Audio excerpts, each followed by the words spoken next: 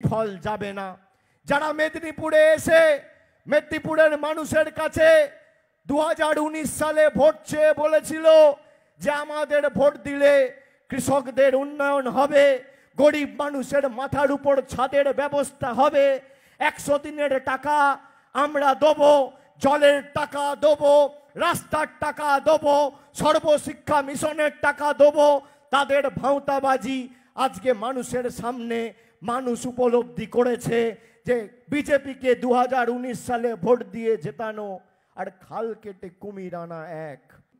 খালি একটা জিনিস অনুরোধ করার জন্য আজকে এসেছি, আপনারা ভোট যাকে ইচ্ছা দিন, খালি নিজের অধিকারটা সামনে রেখে দিন।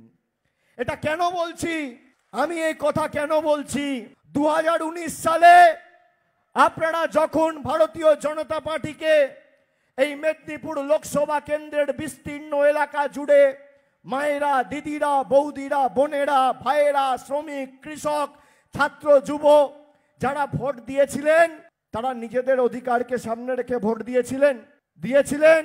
আজকে আপনাকে আমি বলি, আমি 2 মাস রাস্তায় ছিলাম, কুচবিহার থেকে শুরু করেছি কাকদ্বীপ অবধি, 2 মাস একদিন বাড়ি যাইনি।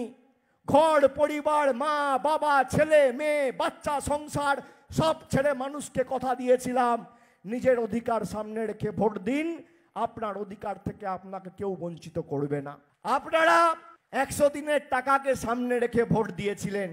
আজকে মায়েরা, দাদারা হাত তুলে বলুন 100 দিনের টাকা পেয়েছেন কিনা, বলুন পেয়েছেন কিনা।